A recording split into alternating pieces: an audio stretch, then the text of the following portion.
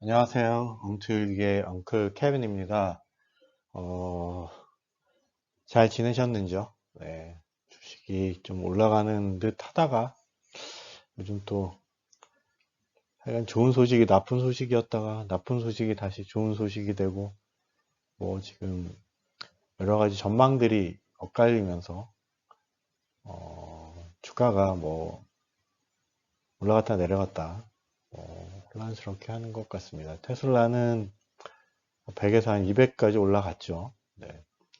지난번에는 필립 피셔의 위대한 기업에 투자하라에서 어떤 주식을 살 거냐에 대한 15가지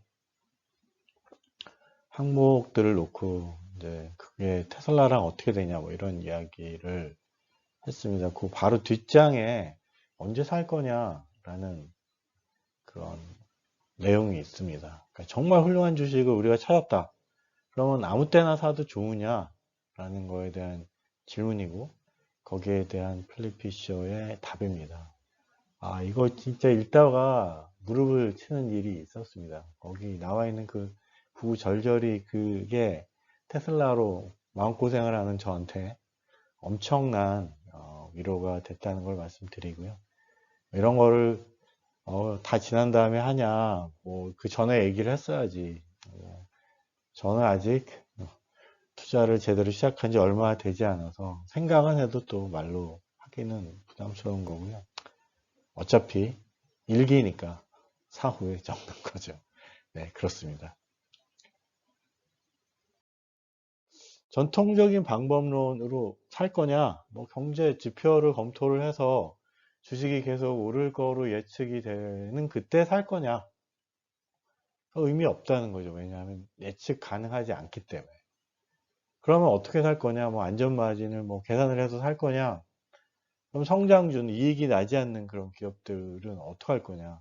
이익이 금방 나기 시작하는 것들은 퍼가 엄청나게 높을 텐데, 여기에 대한 안전마진 계산이라는 게 가능한가?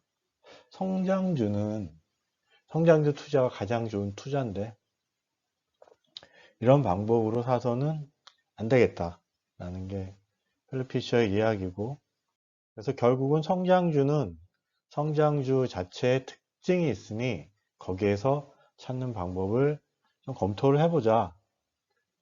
어, 좋은 기업을 선정을 했다. 그럼 그 기업은 어떠냐? 신제품을 개발을 하고 그래서 주가가 올라간다. 시험 생산을 시작을 했다. 파일럿 라인을 지었다. 그럼 또 주가가 올라가죠. 상당히 많은 기대를. 이럴 때는 우리가 베스트 시나리오로 사실은 시장에서 반영을 하게 되죠. 근데 그렇게 쉽게 됩니까? 램프업하고 뭐 그 스케일업하고 하는 것들 뭐 여러 가지 문제들이 당연히 생길 거고 어려움이 있을 거고 납기도 좀 지연이 될 거고 뭐 이런 일은 항상 생기는 거죠. 양산촉이 어렵다. 그럼 내려갔다가 해결했다. 그러면 좀 올라갔다가 뭐 이런 일들을 무수히 막 반복을 할 겁니다. 그러다가 이제 정상적인 가동을 했습니다라고 하면 이제 확 올라가겠죠. 그러고 그냥 계속 그 후로 행복하게 잘 살았습니다라고 하면 좋지만 그게 그런가요? 실적이 미진하다. 뭐, 뭐 3라인, 4라인, 5라인 뭐 신규 라인에서 뭐 생산이 안 된다, 뭐 문제가 있다, 경영진이 뭐 헛짓을 하고 있다, 뭐 그러면서 이제 엄청나게 매스컴에서 막 염려를 하고 그러면 이제 그 전에 이런 모든 어려움을 이기고 함께 가리라고 샀던 그런 매수자들이 막 집어 던진단 말이에요. 그러면 그때가 가장 좋은 기회다라고 필리피셔는 이야기를 하는 거고요. 거기에는 그 기업에 대한 믿음, 장기적인 성장 가능한 비즈니스인가라는 그 비즈니스 모델에 대한 믿음, 그리고 그 기업을 경영하는 경영진의 실력과 그들에 대한 신뢰, 이런 게 있으면 이런 뭐 여러 가지 실적과 그다음에 뭐 실책과 뭐 이런 것들을 딛고 일어설 거다라고 했을 때 급락했을 때 그때가 가장 좋은 매수 기회다라는 거죠. 뭐 테슬라에 비춰보면 뭐 트위터를 사서 뭐 트위터가 어렵고 뭐 그래서 테슬라 주식을 뭐 머스크가 팔고 하는 그런 모든 것 때문에 사실 엄청나게 떨어졌는데 객관적으로 돌아보면 사실은 테슬라하고는 테슬라의 경영 상태랑 뭐 운영이랑은 사실은 별로 상관이 없거든요. 물론 이제 경영진이 뭐 흔들리거나 힘들면 그게 문제가 되겠지만 뭐 거기에 대한 기업에 대한 장기적인 성장 가능성과 그다음에 머스크라는 걸출한 그 경영진에 대한 믿음이 있다라고 하면 그때가 기회였다라는 거죠. 우리가 다시 100불 아래를 볼 수 있을까 하는 그런 생각은 들었고 그때는 뭐 50불 간다 그래서 사실은 손을 내밀기가 어려웠죠. 저 같은 경우는 이제 거의 다 들어가서 월급에서 뭐 이제 몇 주 사고 뭐 하는 정도밖에 못했지만 여하튼 뭐 그랬다는 거죠. 결국은 정상 가동되고 영업이익이 증가를 하면서 회복을 하고 그리고 이제 그 후에 이제 계속 장기적으로 뭐 부침은 있겠으나 성장 가능성을 믿는다라고 하면 이제 뭐 한 3년에서 5년, 뭐 5년에서 10년을 보고 꾸준하게 들고 있으면 기업의 성장과 함께 우리의 이익도 같이 커간다라는 겁니다. 이게 이제 필립 피셔의 위대한 기업에 투자하라의 사실은 핵심 아이디어입니다. 그러면 경기 침체가 올 때는 어떡하냐?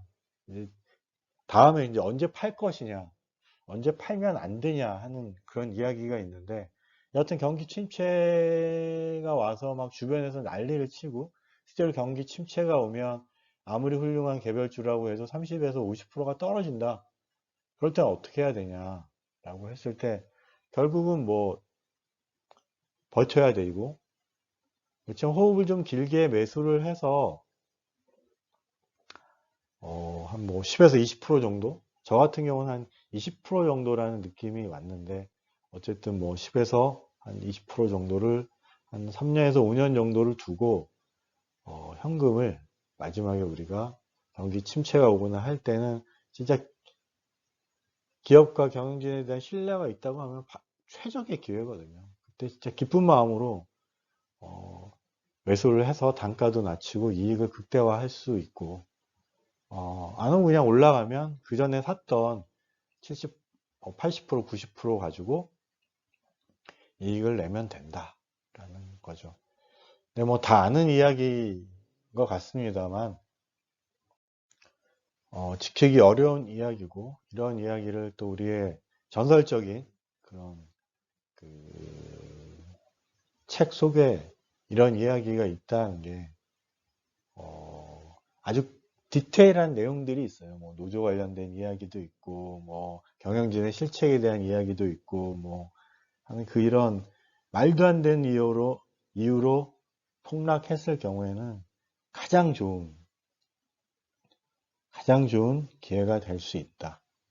라는 그런 것이고요. 그래서 좀 위로가 됐었습니다, 저는. 다음에는 그러면 이제 언제 팔고 언제 팔면 안 되는지 하는 얘기를 한번 또 간단히 해보도록 하겠습니다. 짧은 영상이지만 끝까지 들어주셔서 감사합니다.